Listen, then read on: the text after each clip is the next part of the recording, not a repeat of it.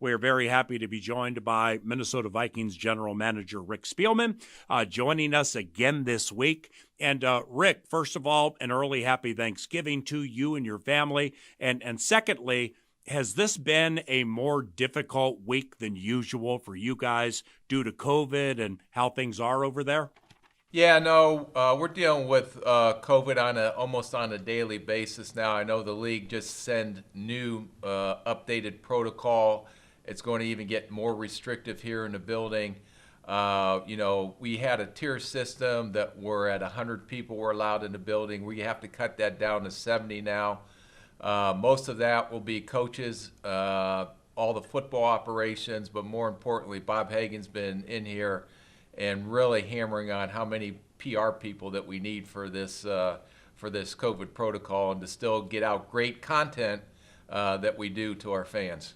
Yeah, and people will understand if Hagan blurts out, time for no more, when it comes to, like, people in the building. Look where we are. I told him that when he asked for 20 PR people. 20? Well, where I thought it was 26. Holy cow. But anyway. And you weren't on the list, PA. Yeah. That's okay. That's fine. Obviously, you didn't go alphabetically. And last time I was on the list, we won a playoff game, but we digress. Masks mandatory in the bench area unless you're set to enter games. So the NFL and you guys have done such wonderful work, Rick, to safely push through this. Is it becoming more difficult with the changes in the weather? Yeah, I think you just see it across the country, just the rise in the COVID cases, especially up in our area of the country and the surrounding states around us. So we're doing everything we can from a precautionary standpoint to try to keep everybody and their families as safe as possible. So I know the NFL mandated mask wearing on the sidelines. The other thing that's going to change this week is in the past, whether you're traveling or at home, you always had your entire practice squad available that if you did get a COVID outbreak or a close contact that was deemed ineligible to play, you were able to replace him with one of your 16 practice squad players. That's a total of 69, and they're going to cut that down to 62. So every Saturday, we have to submit our 62 players that are going to be potentially eligible to play.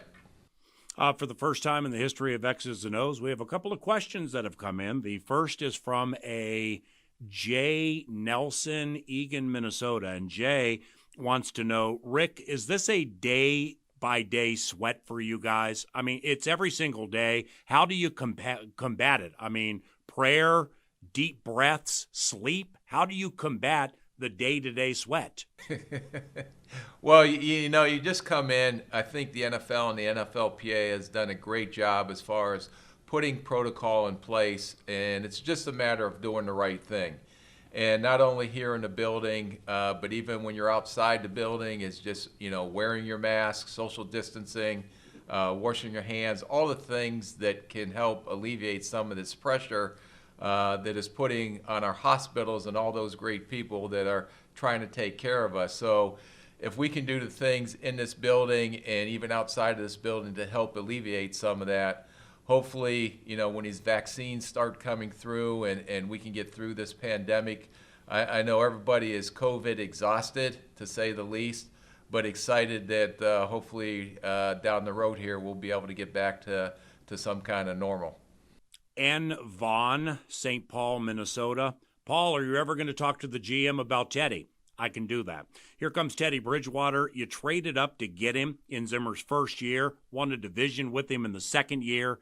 That August Tuesday in 2016 when he went down at Winter Park, I mean, that's one that you'll never forget, right? No, that's one that was devastating, not only for Teddy, but for us as an organization. And not only what type of football player that Teddy is, but what he stands for off the field, his leadership. It was just devastating for our ball club and for him. But it's great to see Teddy playing again. I've got an opportunity to watch some tape on him this week. He's moving around in the pocket well. He does a great job getting the ball out of his hands. They do a great job with their quick rhythm passing game. and they got a lot of great receivers. They got some young receivers there that are able to catch the ball, and they do a great job getting it upfield. And they're one of the probably more challenging group of receivers as far as being able to get extra yards after the catch. Rick, with Teddy specifically that year you won the division, is it fair to say with Teddy, like he's never going to be the 350 and 3 guy every single week, but he's also probably he's not going to dagger games with dumb mistakes week after week. Is that fair? Yeah, I would say that's a fair assessment. Teddy's a very smart football player. He reads defenses very well. He gets the ball out of his hands, and he's doing a good job for him down there in Carolina. I know you hate losing. The Dallas loss was a spine tingler. Then you've had a rough COVID week, or either there or around the NFL. Off that Dallas game, was the bounce back quickly for you?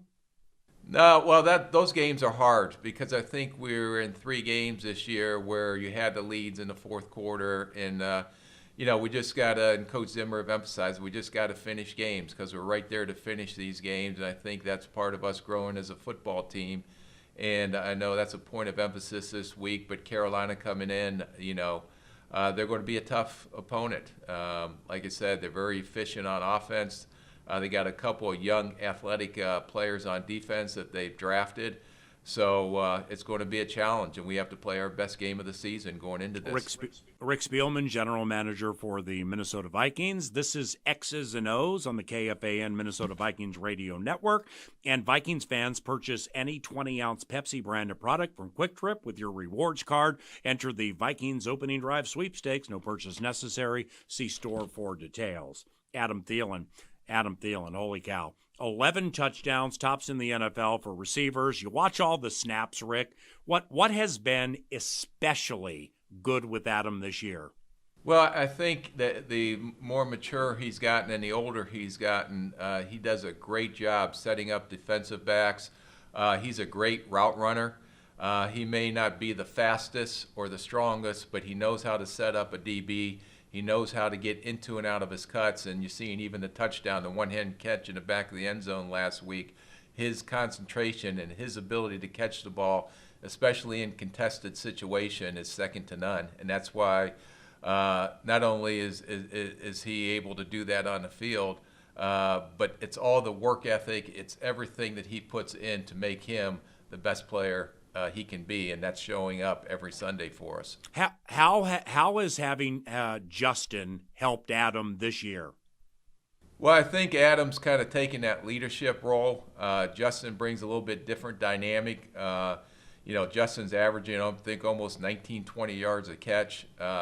He's shown ability to make some spectacular type plays.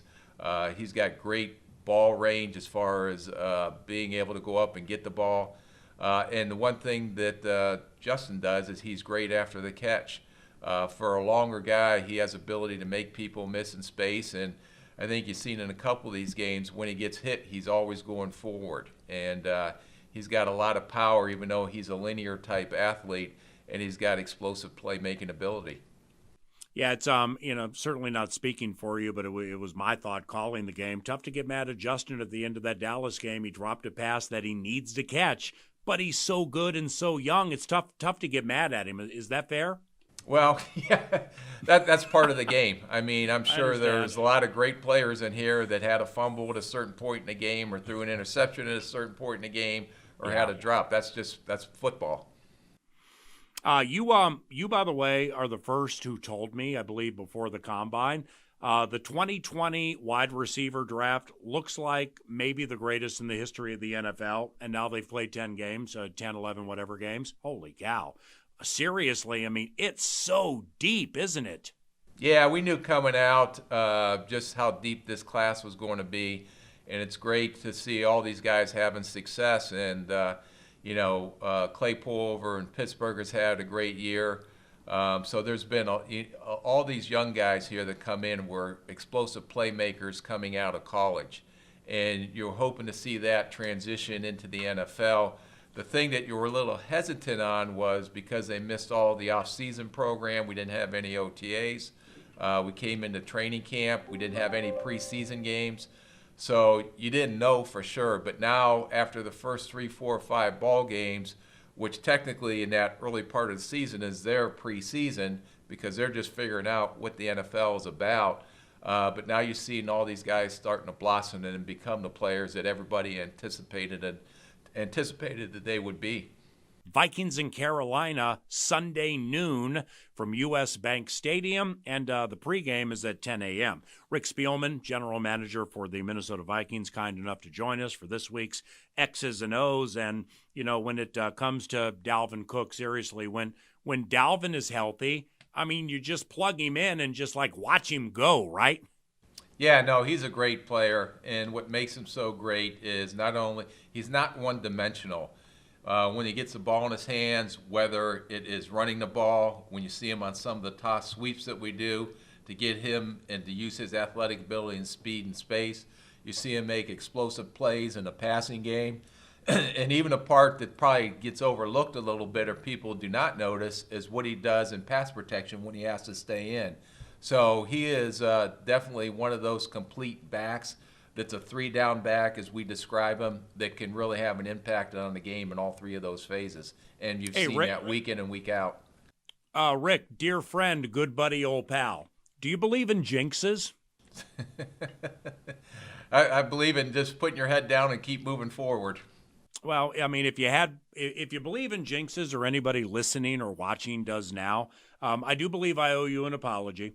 It was pregame before the Dallas game. I love Jeff Gladney. This was a theme on X's and O's for me with Zimmer early in the season when he was making mistake after mistake. And I like Chris Boyd a lot too. And I remember you guys last year, he's on the scout team. You're just loving what he's doing at the end of the season. So I'm in on both those guys. On the pregame show up to the Dallas game, I decided to put together a little celebratory segment for Chris Boyd, mentioning 221 snaps, 0 penalties. That's very well done. That was into the game, so I think all just to correct you, I think all his penalties, both his penalties, came on special teams, so they weren't on defense. Yeah, I just wanted to clear my mind with that. I like Chris. I love Jeff, and so now we've got that clear into the holidays. That's all good. I'm sorry. Rick Spielman, general manager for the Vikings. Special teams. Help me with this, please. The long snapper, Andrew DePaula. He hadn't snapped in 26 months and was perfect. Is that amazing? Or like, he hadn't snapped in 26 months. He was perfect during the game. Amazing or expected from that position no matter the layoff? Yeah, no, I think everybody takes that position for granted because as long as everything's going smooth, the only time you notice them if there's mistakes, just like sometimes on the offensive line. But with the protocol, he was actually here for a week. We had to test him.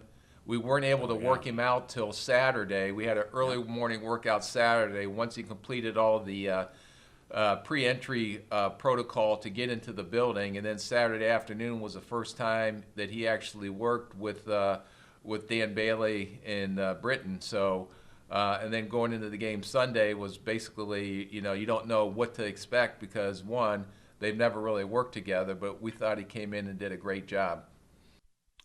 Maybe Austin just needs a little mental break, right? I mean, you drafted him. I know he had a great season last year, didn't he? Yeah, and he was snapping very well in the beginning of the season, and he's going through a little bit of the yips right now, but we're continue to work with him, and we have very high expectations of him going forward. Kyle Rudolph at this stage of his career, when you watch back these games, Rick, does he have a little extra pop in his game right now? It's like when he catches it, he's turning so quick and getting up the field nicely. Yeah, no, he's done a great job with his run after catch. Even the older he gets, the smarter he gets, and he knows where he's most efficient at, and he has, no one questions about his catching radius and his hands and everything. But he's really made a lot of nice plays for us, especially getting it upfield after the catch, and which is so important because when he does that, it keeps the chains moving. Most of those are turning into first downs, and we get another set of downs to move forward. I watch back these games, and I'm like, can Eric Wilson do anything else for this team? Seriously, block punt, the sacks, for the 2 fumble recoveries, the interceptions. I mean, is it natural with him, or like why is that working out so well? He's just a good football player, and he's one of those type of players that has a nose for the ball. And for whatever reason, he knows how to put himself in position, probably because he's such an instinctual player, similar to Eric Kendricks. In the interception that you saw this week that Eric Kendricks made is something that was, off the charts. And not a lot of players in the NFL, especially at that position, can make that type of play. But Eric got his opportunity, when we unfortunately lost Anthony Barr. But when he got his opportunity, he has taken full advantage of that and showed you what type of player and what type of player maker he is on our defense. What when he was at Cincinnati and you got Eric Wilson undrafted, like what did you like about him then that you have seen develop over the years, all the way back to 2015, 2017? Yeah, I think it's as the game starts evolving a little bit, and you're seeing more and more of these athletic type linebackers that are a little bit smaller, but you're seeing a lot of these guys in college that can run, that they can cover. And Eric was one of those guys that fit the athletic traits we were looking for, although he may not have had the ideal height, but he's a 230-pound guy, and you can see his athletic skill set. But where he really popped for us, and what we talked about, I think, on the last show, was that these young guys, when they start showing up on special teams and they have to break down and make tackles in the open field, or they have to block, it's almost like pass blocking in open field on punt return and kickoff return. When you see their ability to drop their hips, to redirect, and then they start making plays with all that space that they have available to them, that tells you they're going to have a chance to be a pretty good football player once they get their opportunity, either on offense or defense. A lot of these guys have not played special teams in college because they've been, the starter, or playing a lot of the significant time on offense or defense. So they may have started out like that in college, but when they come in, they already have. A lot of times they have to start from square one again to understand how important special teams are. And when you only have, right now we're able to have 48 men up on the game day. The extra one has to be the 8th offensive lineman.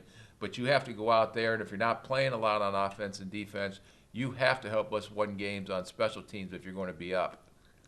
Rick, you get to any college games these days, or is that a complete no-no? No, the only just because I cannot miss any testing sequence. We have to test every day, 7 days a week. I did have an opportunity to go to the Gopher game versus Iowa 2 Fridays ago, and got an opportunity to do a little scouting there. So a lot of our scouting right now that I'm doing, we have a lot of game tape in, so I'm doing a lot of studying of the film, just in-house this year because you can't get out and see these kids. Last one, speaking of game tape, and I've never asked you this, and I've known you a decade and a half. With Zimmer or any coach, Monday morning, 5:30, 6:30, what's it like breaking down a game with Zimmer? If we win, it's very pleasant. If we lose, it's very unpleasant. It's I mean, jokingly, it can be like, why'd you draft this guy? Well, why'd you run this? No, it's something there that's very productive. And it gives me an opportunity to listen to him talk through what happened during the game, because I don't understand or, what was called or why it was called. So he really talks through, and it gives him a chance to go back and reflect on the game and the things that we did really well. And also it gives us a chance to talk personnel and what guys are developing, what guys, as we start game planning and looking forward into the future, we talk personnel every week, and that's a great chance for me and him at 5:30 in the morning to sit and talk through a lot of football. You're awesome, man. Thank you very much. Happy Thanksgiving to you and your family, okay? I would bet, PA, happy Thanksgiving to you and your family, that if you took 26 months off, whatever that stat was, and you came back on the radio, you'd be just as good as you are today. Wow. Thank you very much, Rick. And I bet... And that's my Thanksgiving present to you. And I bet if you took 26 months off and came into a draft, you'd hit on all the picks and find all the Eric Wilsons in college free agency. Thank you. I would be on a beach enjoying my retirement. Can I get some of that money? All right, see you later. Thanks.